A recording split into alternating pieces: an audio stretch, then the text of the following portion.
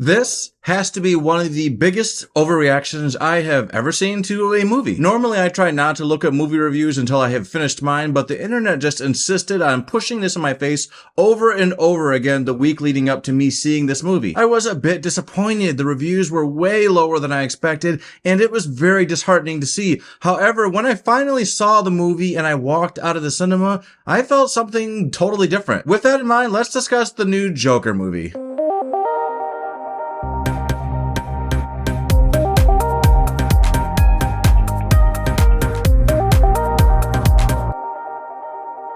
When Joker came out in 2019, it made big waves. People were so thrilled with it. It was very much like you were watching an early Scorsese movie. Joaquin Phoenix got an Academy Award. The composer won for the music. It just had a lot of praise. And so there was immediately discussions about if there was going to be a sequel. And people started forming their opinions, coming up to their conclusions. And I think that that is probably one of the things that people should not do. It seems like every time the audience comes up with theories, it proves to be very wrong. Just look at all the theories that they had for WandaVision and Mephisto showing up. You know, it's just better sometimes to just wait for the story to play out. Joker Folie A Deux, I hope I said it right, but I make no guarantees. I did not take any special languages when I was in high school. It stars Joaquin Phoenix, of course, but besides for him, most of this movie is an entirely new cast. We've got Lady Gaga, we've got Brandon Gleeson, and we've got Catherine Keener. There's a lot of other people in there, but I'm not going to spend time listing all the actors. Sorry, folks, if you didn't make the cut. In this movie, we see Arthur Fleck on trial for the murders that he committed in the first movie,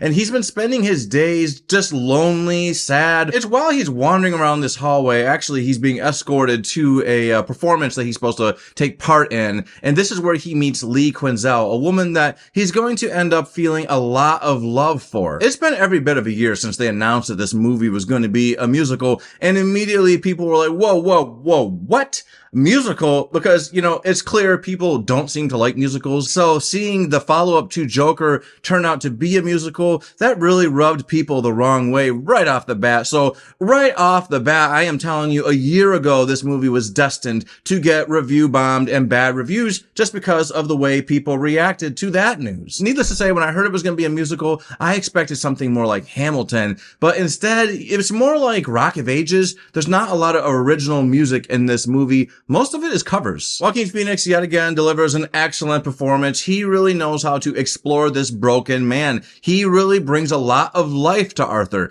As much life as you can to some guy who's very sad and has mental health problems and just laughs at the most awkward of times. Lady Gaga, she comes off as a natural to play Harley Quinn. In fact, if they hadn't cast Margot Robbie as Harley Quinn, I think Lady Gaga would have been my first thought for her in the DCU universe. Unfortunately, she's in this movie, which is an Elseworld story, so we're not going to have Lady Gaga as Harley Quinn, but either way, she did excellent in this movie. I will say her character is not much like the Harley Quinn from the comics, but I don't think that's the point of her character. Being a singer, you knew that this movie would feature some of her legendary talent. This is Lady Gaga, after all. She is a singer first and foremost, and that has to be one of the main reasons they cast her as this character, not to mention she does have a flair for just the unusual, so I think it was just perfect casting, and her voice and her performance is just spot on. Part of what Todd Phillips, the director of this movie, wants to tell you about is the struggle of mental health, of course, but also the growing descent of the middle class and the lower class. Looking back at the whole Titan submersible situation, I noticed a lot of people online,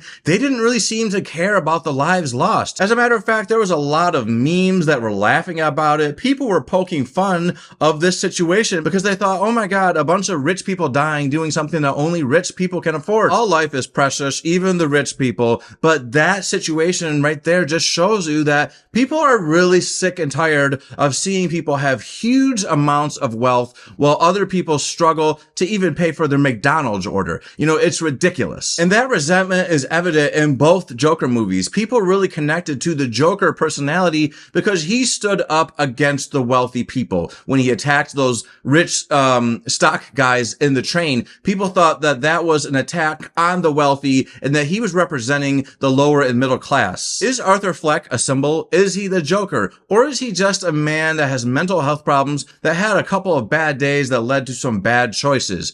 do any of these questions actually matter? To be honest, when I heard how much work and effort it took Joaquin Phoenix to lose the weight to play the Joker and how much it just affected him on a mental and physical level, I thought, there's no way that they're going to make a sequel to that movie because he's not going to want to go through all that again. And yet I was wrong. Here we are. We have a sequel and it looks like he lost a lot of weight yet again. He clearly put a lot of hard work into this movie as well. And actually everybody in this movie did. It really is a labor of love and that very much shows, which is why it's so unfortunate that this movie has received such a poor reception because they really did. They all worked very hard on this movie. It really breaks away from expectations. It leans heavily on the music and it has an ending that apparently is highly controversial. As a matter of fact, I want to put a small spoiler section in this video. Let's talk some spoilers really quick and I will put a notice when it is safe to come back.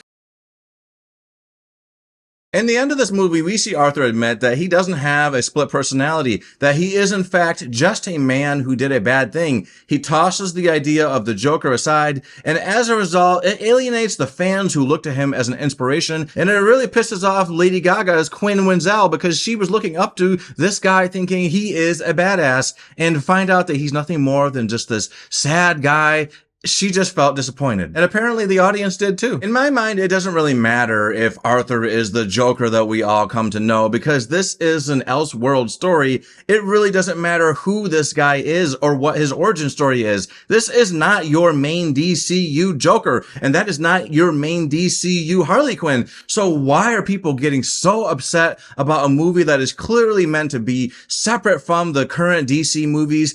I don't really understand. They are taking this all way too personal. By the end of this movie, it appears that Arthur Fleck is in fact not the Joker. He is the man who, I guess, inspired the guy who becomes the actual Joker because in the end of this movie, he gets knifed by an inmate and the guy at the end cuts a smile onto his face. So everyone just assumes, all right, that is the Joker. And I think Todd Phillips did confirm Arthur Fleck was not the Joker. He is the guy who inspired the Joker. And by the way, that was a fan theory when the first Joker came out. I do remember reading that. So why people are so caught off guard by this revelation, it's just very confusing to me. Now, if they had said that this is the main DCU Joker, I'd be pissed. I would be livid. I would really be understanding your guys' reaction. But this is not that. So there is no reason for people to walk around like someone took a shit in your eggs. Would you be less upset if they just called the movie Laughing Man? All right, we're done with spoilers. Enough with that. This movie is not what I expected or really wanted from the sequel to the Joker movie. But that being said, there is a very interesting and compelling movie here. And yes, it does lean a bit on the musical side and it doesn't really do the musical the way I had personally expected it to. Like I said, I thought it was going to be more original music. Instead, this is mostly a lot of covers. But either way, there is something enjoyable about this movie. And the people in this movie worked very hard to bring us this story. I think this movie really is a victim of musical bias. People really seem to turn their nose up at musicals, and also the fanboy theories just really got out of control, and it basically made it so that people walked into this movie expecting one thing, 100% that thing, and when it wasn't exactly that, they were livid, and they couldn't wait to get home and write on their keyboard. And like I said, when this movie was first announced last year, people probably already started writing their reviews even back then. I'm not kidding. People are very ridiculous when it comes to review bombing and bashing things. So while this movie is not everything that I wanted it to be, I did enjoy this movie enough that I'm going to give this movie a 7 out of 10. I really urge you to not listen to all the negativity and just give this movie a try. Unfortunately, it looks like it's going to be a flop, and I feel very bad for everyone that put all their hard work and effort into this movie. Don't worry, you guys are not the problem. It's just the audience just expected something different. I think you guys should give this movie a try. If you did see it and you didn't hate it, or you did hate it, go ahead. Please put your thoughts on this movie in the comments and let me know what did you think of it. And if you liked this video, please hit the like button. And if you want to hear more opinions from me, then subscribe to this channel. Later.